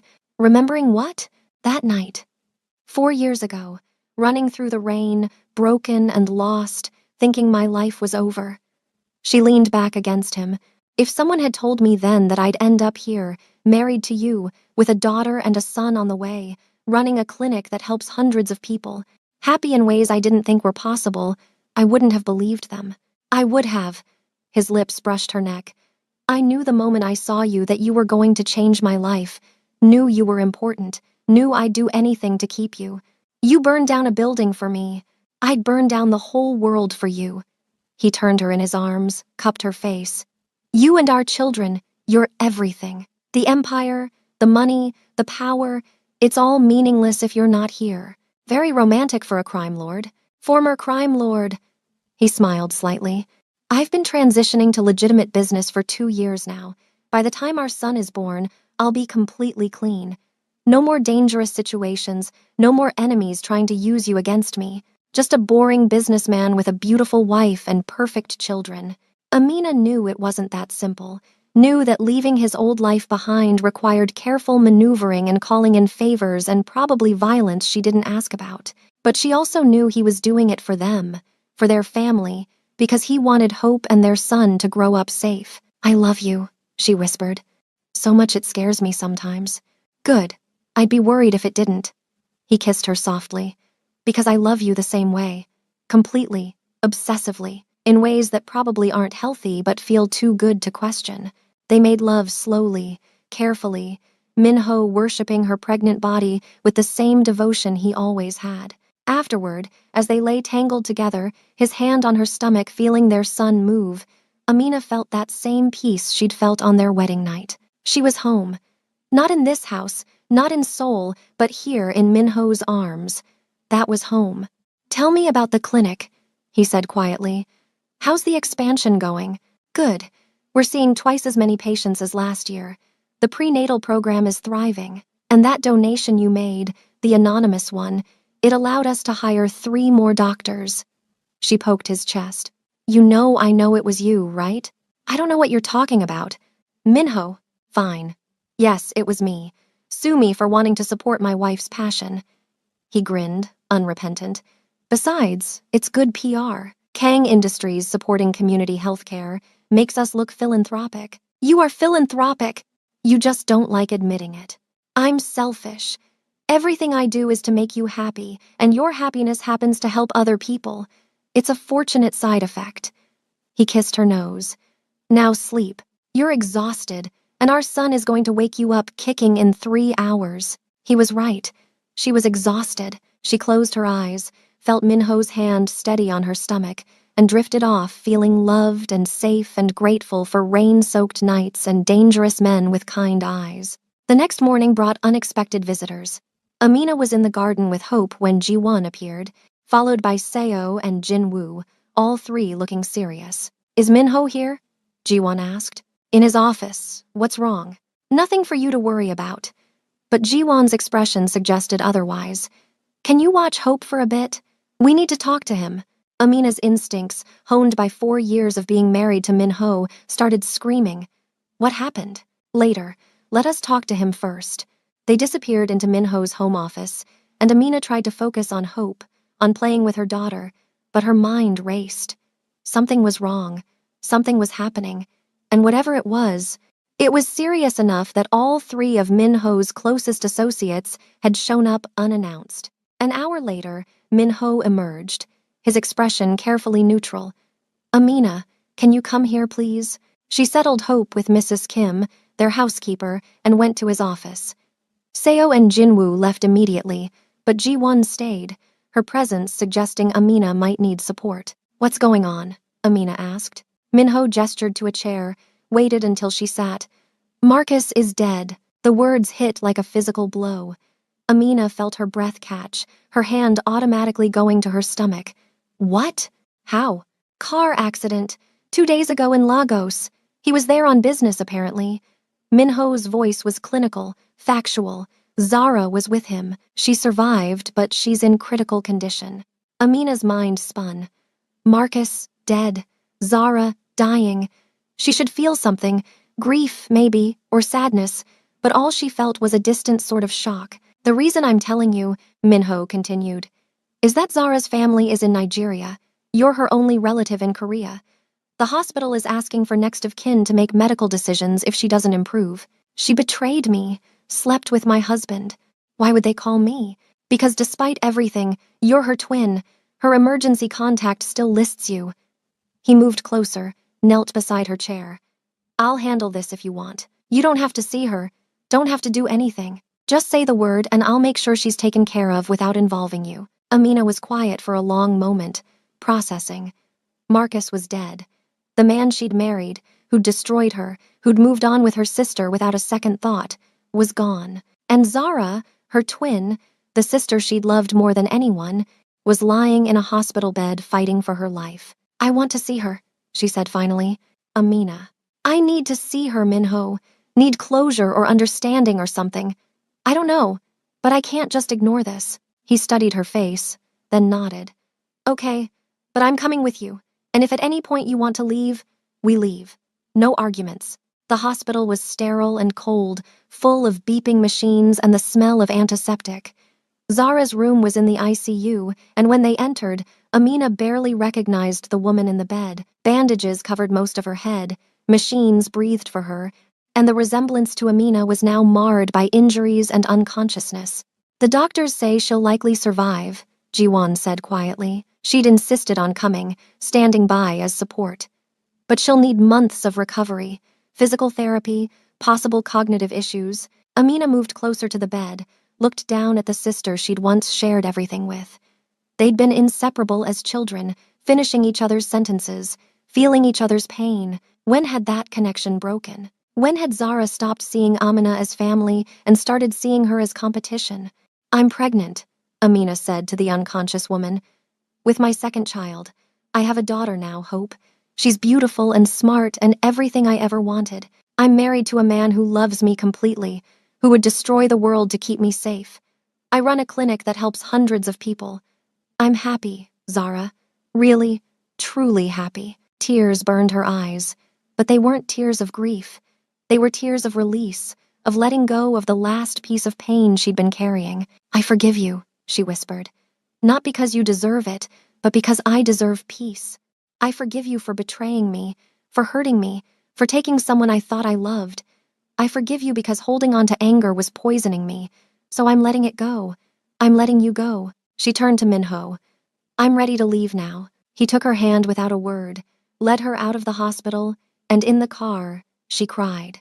Not for Marcus, not for Zara, but for the girl she'd been 4 years ago, broken and lost in the rain. She cried for that version of herself, said goodbye to her, and embraced the woman she'd become. "Better?" Minho asked when her tears finally stopped. "Better." She squeezed his hand. "Thank you for understanding why I needed that. I understand everything about you." He pulled her close.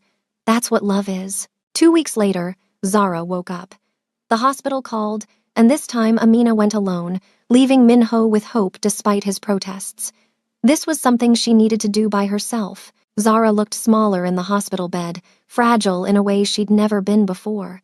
Her eyes opened when Amina entered, and something like recognition flickered there. "Amina." Her voice was hoarse, damaged. "You came. I came." Amina sat in the visitor's chair, kept her distance. "How are you feeling?" "Like I got hit by a car." Which I did. A ghost of Zara's old humor. "Marcus is dead." "I know. I'm sorry." "Are you?" Zara's eyes were sharp despite the pain. "He hurt you, destroyed your marriage. Why would you be sorry?" "Because despite everything, he was a person, and you loved him." Amina met her sister's gaze. "I'm sorry you lost someone you cared about." Zara was quiet for a long moment. "I'm sorry too, for what I did, for betraying you, for choosing him over you."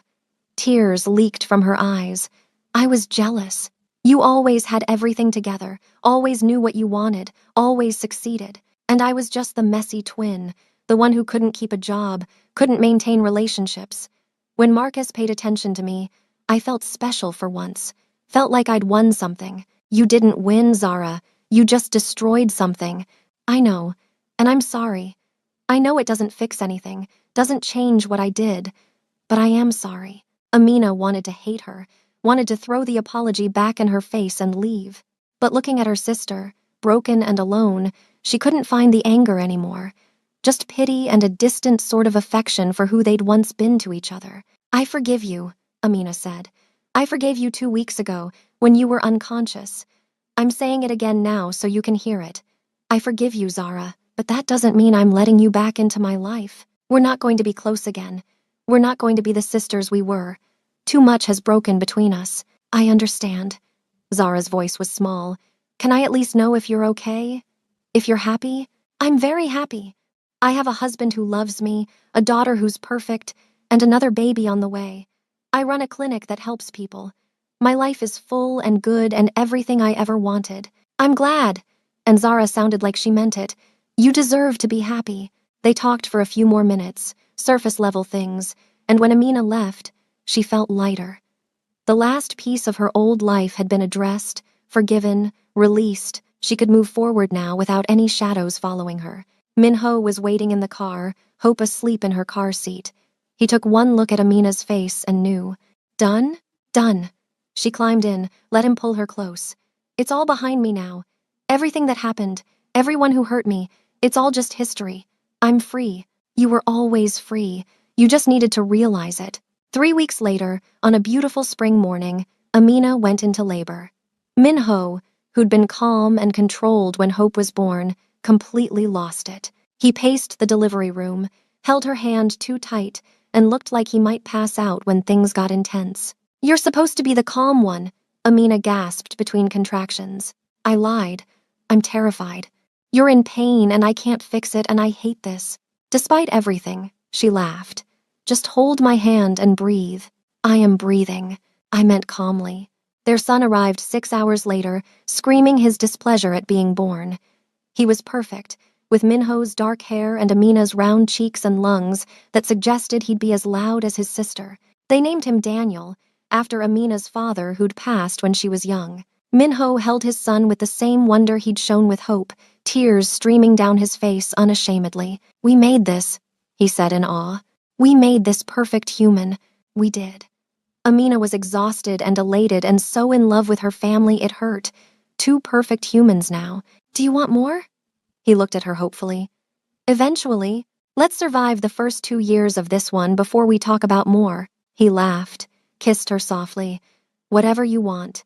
As long as I have you and our children, I have everything. The first month with 2 children was chaos. Hope adjusted to having a brother with mixed results, sometimes loving and sometimes jealous.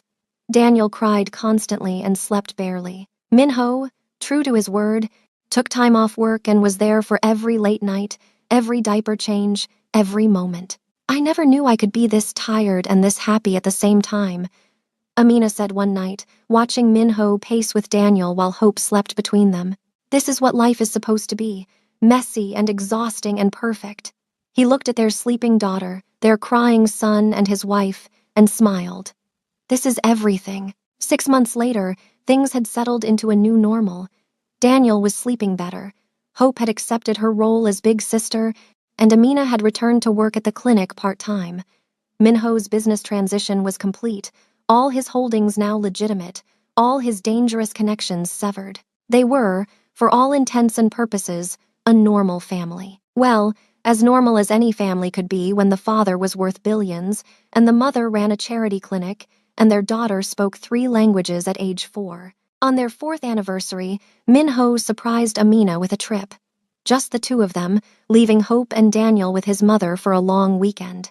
They went to Jeju Island, stayed in a villa on the beach, and spent 3 days doing nothing but being together. On their last night, they walked along the beach under the stars, and Minho pulled her close. Do you remember what I told you that first night? He asked. You told me a lot of things. I told you I believed in collecting debts, that you owed me for helping you. I remember. She'd thought about that often, wondering what price he'd exact. You never collected. Yes, I did. He turned her to face him, his expression soft in the moonlight. You gave me everything. Your trust, your love, your body, your future. You gave me Hope and Daniel. You gave me a reason to be better, to do better, to want more than just power and money. That debt was paid 1,000 times over. Minho, let me finish. He pulled a small box from his pocket, and Amina's breath caught. You're already my wife. You've already given me everything. But I wanted to do this properly, wanted to ask instead of demand. He opened the box, revealing a ring, simple and perfect, with a single diamond that caught the starlight. Amina Okonkwo Kang, mother of my children, love of my life, my salvation and my home, will you stay married to me? Will you choose me every day for the rest of our lives? Will you grow old with me and raise our children and build a future that's better than anything we could have imagined?" Tears streamed down her face. "Yes, always yes." He slid the ring onto her finger, next to her wedding band, and kissed her like it was the first time and the last time and every time in between. "I love you," he whispered against her lips. "More than I thought I could love anything. I love you too. More than words can say." They stood on that beach, wrapped in each other, and Amina felt the last piece of her journey complete. She'd come to Seoul broken and lost, had married the wrong man, had been betrayed by everyone she trusted. But from those ashes, she'd built something beautiful. She'd found herself, found her strength, found a man who loved her not despite her flaws but because of them, who saw her at her worst and decided she was worth fighting for. She'd found her home. And as they walked back to the villa, hand in hand, Amina looked back at the path she'd walked. From that rain-soaked street where Minho had found her, to this beach where they renewed their promises, she'd traveled so far. She'd been broken and put herself back together. She'd been betrayed and learned to trust again. She'd been lost and found her way home. And home, she'd learned, wasn't a place. It was a person. It was Minho's arms around her at night, Hope's laughter in the morning, Daniel's tiny hand wrapped around her finger.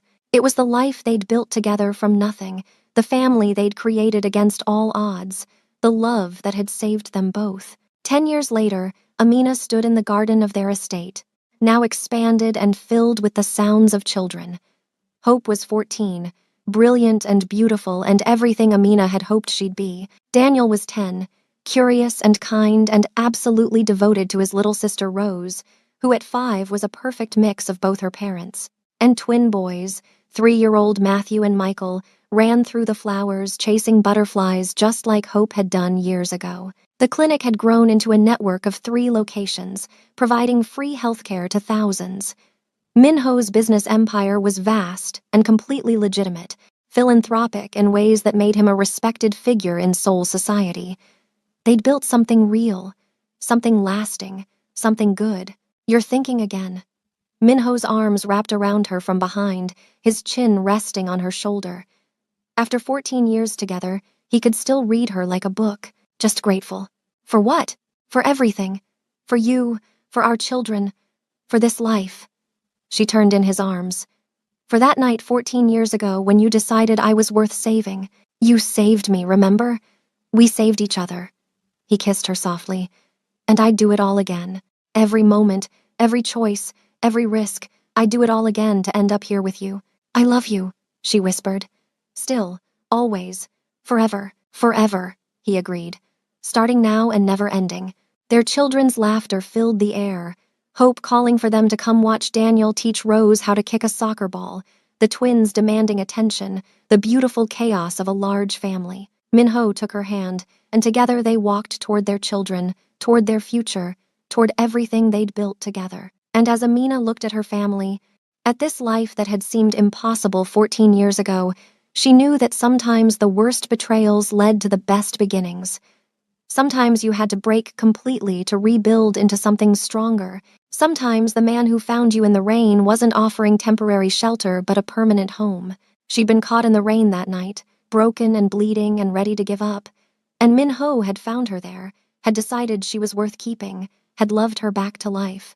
He'd given her everything she'd ever dreamed of and more, a home, a family, a purpose, a love that consumed and healed in equal measure. And she'd given him the same, had shown him that power wasn't everything, that vulnerability was strength, that love was worth every risk. They'd saved each other, and in the process, they'd built something beautiful, something lasting, something worth every moment of pain that had come before. This was home. This was love. This was everything, and it was perfect. Welcome to K Fairy Tales Stories, besties. If you loved Amina and Minho's journey from betrayal to forever love, don't forget to like, share, and subscribe. Drop a comment below telling us what you thought. Would you have given love another chance after such betrayal? What was your favorite moment? Share this video with someone who loves epic romance stories. Thanks for watching, and we'll see you in the next story.